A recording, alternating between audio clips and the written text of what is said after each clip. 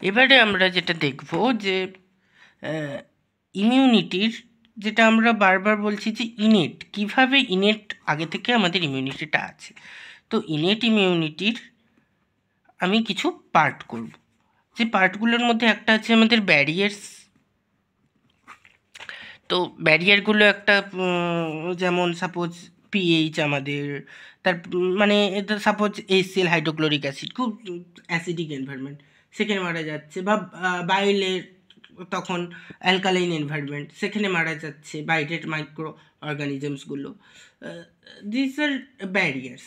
এবারে এই যে পিএইচ বলছি, বা আমার বডির একটা টেম্পারেচার আছে, এইগুলো হচ্ছে ফিজিক্যাল, মানে ফিজিওলজিক্যাল।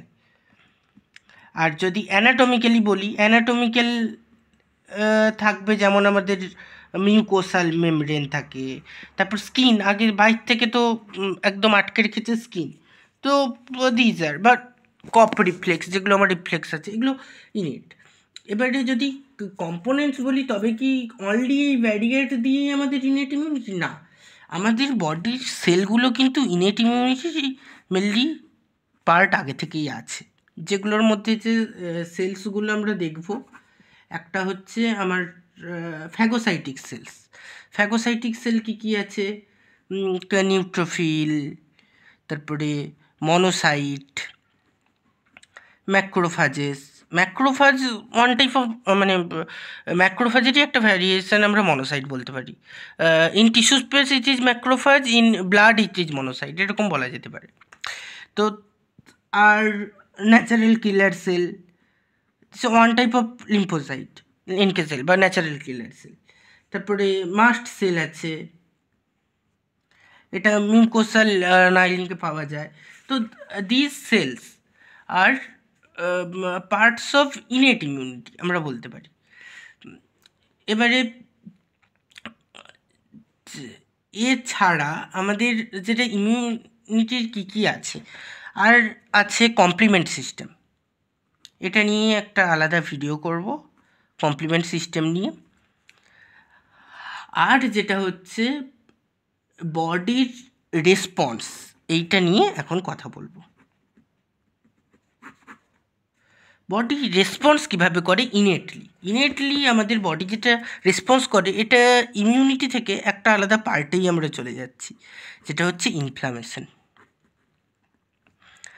ইনফ্লামেটারি রেসপন্স হচ্ছে বডির একটা innate response to protect our cell. What is inflammation? Inflammation মানে হচ্ছে আমাদের যে কোনো হার্মফুল এক্সটার্নাল স্টিমুলাস, যে কোনো হার্মফুল স্টিমুলাস, সেটা এক্সেসিভ হিটও হতে পারে, ইউভি লাইটও হতে পারে, মাইক্রো অর্গানিজম হতে পারে, তার জন্য আমাদের বডির যে বায়োলজিক্যাল যে রেসপন্স বডি করছে, protective, obviously protective, that is inflammation. Body response to infection, মানে external harmful stimuli, micro organisms, that is inflammation. এই ইনফ্লামেটরি রেসপন্স নিয়েই আমাদের কিন্তু একটা যে কোনো টাইপের ইনফেকশানের কাজ শুরু হয়। কীভাবে? সেই প্রথমে যে গল্প বলেছিলাম, সেই গল্পতে আমরা এগোবো। বাইরে থেকে কিছু একটা ঢুকেছে, এবার সেই ব্যাকটেরিয়া ভাইরাসটা ব্লাডে এসছে। তো এবার এটাকে আমি ওই ফরেন টেরোরিস্ট বা বাইরের কোনো লোক আমার এলাকাতে ঢুকেছে, এরকম আমি ভাবলাম। তো এবার আমার পাথওয়েতে, মানে যখনই ও ঢুকে গেল, আমার সাপোজ কীভাবে ঢুকলো, আমি এটা একটা ইনফেকশানের সাইড থেকে বলছি। সাপোজ আমার বডিতে স্কিনে কোথাও ইনজুরি হয়েছে, আমার একটা পেরেক ঢুকে গেছে বডিতে।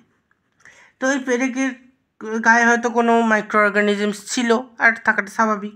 তো এই মাইক্রো অর্গানিজমস, যে ব্যাকটেরিয়া, টিস্যু ড্যামেজ হয়, টিস্যু ব্রিচ হয়ে কিন্তু বডিতে ঢুকে যাচ্ছে। এবার ঢুকে যাওয়ার পরে আমাদের সেই সময় নিয়ারেস্ট যে ব্লাড ভেসেলস আছে, নিয়ারেস্ট ব্লাড ভেসেলে তখন আমরা দেখব ফার্স্ট রেসপন্স, যেটা ইনফ্ল্যামেটরি রেসপন্সে ভেসোডাইলেশন দেখব।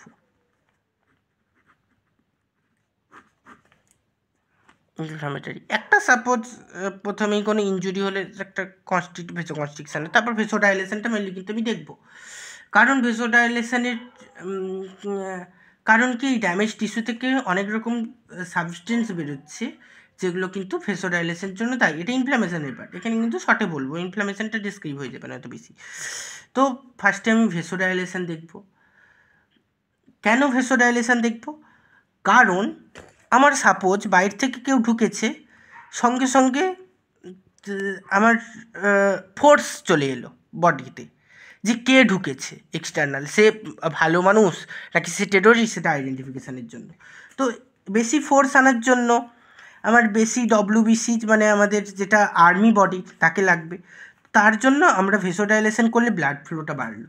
যখন ব্লাড ফ্লোটা বাড়বে তখন সব আমাদের ইমিউন যে বিভিন্ন কম্পোনেন্ট সেলস সেইগুলো, মানে এই যে আমি নিউট্রোফিল, মনোসাইট, এগুলো যেগুলো আগে বলছিলাম, ওরা সব কিন্তু বেশি গ্যাদার্ড হচ্ছে। তো তার জন্য বডির রেসপন্স ভেসোডাইলেশন। এই ভেসোডাইলেশনের সাথে কি হবে, যখন ভেসেলগুলো ডাইলেট করছে ভেসেলগুলোর পারমিয়াবিলিটি কিন্তু বেড়ে যাবে। পারমিয়াবিলিটি বেড়ে যাবে মানে এই যে এন্ডোথেলিয়াল যে সেলস, মানে ভেসেলের যে সেলস, এগুলো হচ্ছে ভেসেল এন্ডোথেলিয়াম। তো এই এন্ডোথেলিয়াম সেলসের প্রত্যেকগুলো কনস্ট্রিক্ট হলে এর মাঝখানে গ্যাপটা বেড়ে গেল, তো এখান দিয়ে লিকেজ হবে। তো এর মধ্যে দিয়ে লিকেজের চান্স বাড়বে। লিকেজ কিসের হতে পারে? প্লাজমা প্রোটিনের হয়। এই জন্য ইডেমার কন্ডিশন গ্রো করে। তো সেইগুলো যে ইনফ্লামেটরি যে রেসপন্সগুলো হচ্ছে, এগুলোর কারণ কী? কারণ হচ্ছে প্রথম বললাম সেল, এরপর ভেসেল পারমিয়াবিলিটি বাড়া, লিকেজ হওয়া। এর ফলে কি, যে আমার সাপোজ নিউট্রোফিল, এই নিউট্রোফিলের ফ্যাগোসাইটোসিসের জন্য তার কি দরকার?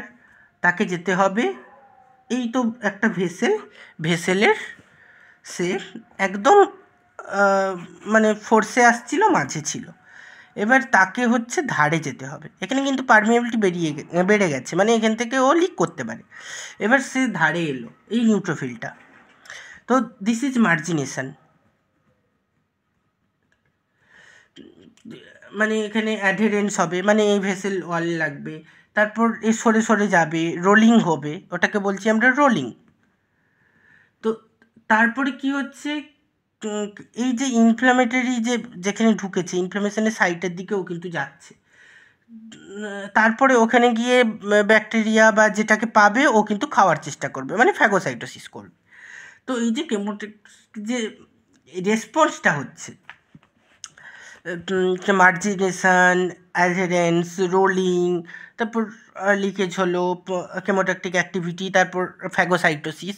এই যে সাপোজ একটা নিউট্রোফিল একটা সেল করছে, এই স্টেপগুলো করানোর জন্যই কিন্তু আমাদের ইনফ্ল্যামেটরি যে রেসপন্সগুলো হচ্ছে, ভেসোডাইলেশন, পারমিয়াবিলিটি বাড়া, এই সবগুলো কিন্তু হচ্ছে।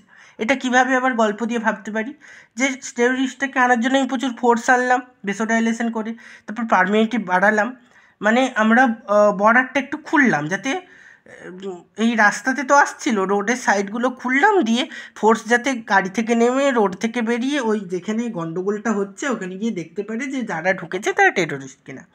সাপোজ তাকে মার্জিনে যেতে হলো, তাই গাড়ি থেকে বেরোতে হলো, তারপরে রাস্তায় হেঁটে রোল করে তাকে যেতে হলো, দিয়ে সেখানে সে এবার কেমোট্যাক্সিস মানে কি, কিছু কেমিক্যাল যেগুলো এই এক্সটার্নাল সাবস্টেন্স তৈরি করছে ওর জন্য, মানে ও আরও ডাকছে, যে ও জানান দিচ্ছে যে বাইরের কিছু এসছে। তো এই যে আমি ইনফ্ল্যামেটরি রেসপন্স দেখলাম, যেগুলোকে আমরা ভাইটাল রিয়াকশানস বলি। ভাইটাল রিয়াকশানে আছে রুবার, ডোলোর, ক্যালোর অ্যান্ড টিউমার। এই চারটে টার্ম হচ্ছে আমাদের ভাইটাল রিয়াকশানে আছে, যেটা আমাদের ইনফ্ল্যামেটরি রেসপন্সের যে main part, that is vital reactions. Rubor means redness. Why redness? কারণ এই ভেসোডাইলেশন হয়েছে, তো ব্লাড বেশি ফ্লো হচ্ছে, তো স্কিনের ওপরে আমি লালচে ভাব দেখব। আচ্ছা, তারপর ক্যালোর মানে ইনক্রিজ ইন টেম্পারেচার হবে। দেখবে যেখানে আঘাত লেগেছে বা কোনো জায়গায় ইনফেকশান হলে এই মানে ওই জায়গাটা গরম অনুভূত হয়, কারণ টেম্পারেচার ইনক্রিজ করে বডির। এটাও একটা রেসপন্স, ইনফ্ল্যামেটরি রেসপন্স। টেম্পারেচার বাড়ছে কেন? এটা বিভিন্ন ইন্টারলিউকিনের জন্য বাড়ে, যেমন ইন্টারলিউকিন 1, এটা হচ্ছে পাইরোজেনিক। তো বিভিন্ন আমাদের ইন্টারলিউকিন মানে এই লিউকোসাইট সিক্রেটেড কিছু সাইটোকাইন্স, যেগুলো আমাদের এইসব রেসপন্সে হেল্প করছে। এবার টেম্পারেচার বাড়ার জন্য কি অনেক ব্যাকটেরিয়া বেশি টেম্পারেচারে এক্সিস্ট করতে পারবে না, বা ব্রেকডাউনে সুবিধা হবে, তো সেই জন্য টেম্পারেচার বডি বাড়াচ্ছে। এটা কিন্তু রেসপন্স। এই জন্য আমরা সাপোজ ট্রিটমেন্টের ক্ষেত্রে কিন্তু যেটা করি, তবে আমরা জ্বরের ওষুধ দিচ্ছি তো টেম্পারেচার তো কমাচ্ছি, নো, এটা ফ্যাক্টর নয়।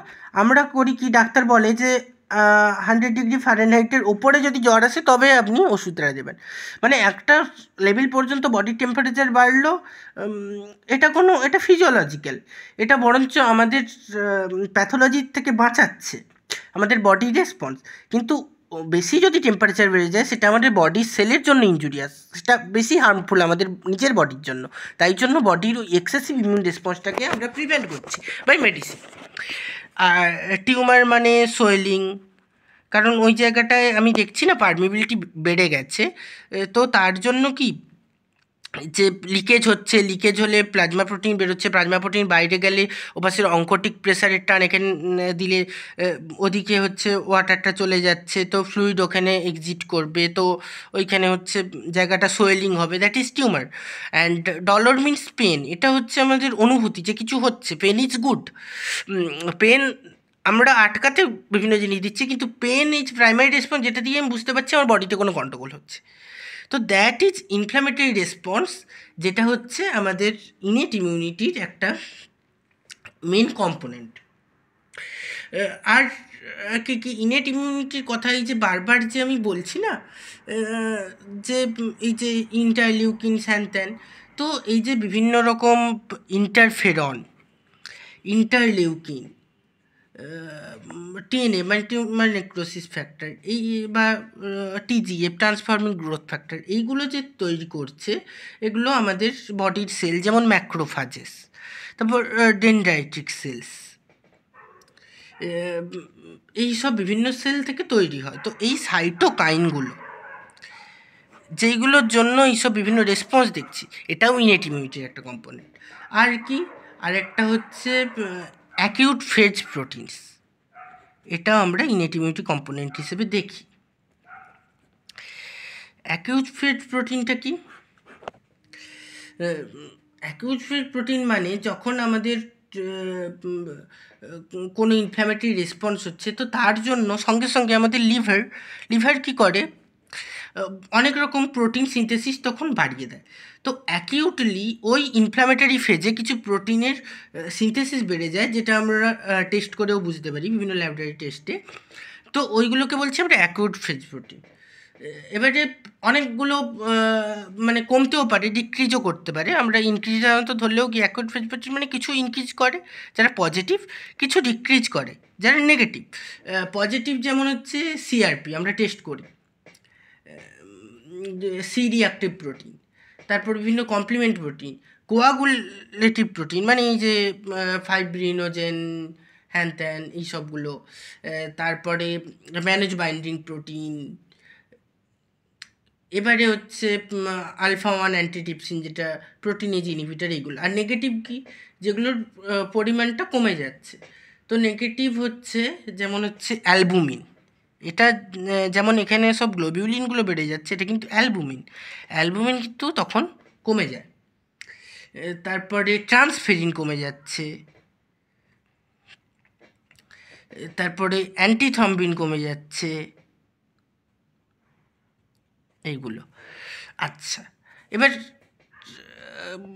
কেন বাড়ছে বা কমছে সেগুলো নিয়ে আমরা পরে ডিসকাশন করবো, তবে শর্টে বলতে পারি যে বডি তখন কিন্তু অ্যালবুমিন নিয়ে বেশি কাজ নেই, ভ্যাসোডাইলেশন হ্যানত্যান যে করাচ্ছে, তো ওটা তখন সে স্টপ রাখছে, কিন্তু তার ফাইব্রিনোজেনটা বেশি দরকার, কারণ কোথাও তার দরকার হচ্ছে এই যে বিভিন্ন রেসপন্সে আমাদের যে ক্লটিং সিস্টেম, ক্লটিং কাসকেড কিন্তু দরকার হয়। তো সেই জন্য এগুলো বাড়াচ্ছে। সিআরপি সি রিঅ্যাক্টিভ প্রোটিন আছে। তো এই গেল ইনেট ইমিউনিটির পার্ট। এবারে আমরা এর পরের এতে দেখব অ্যাকোয়ার্ড ইমিউনিটি।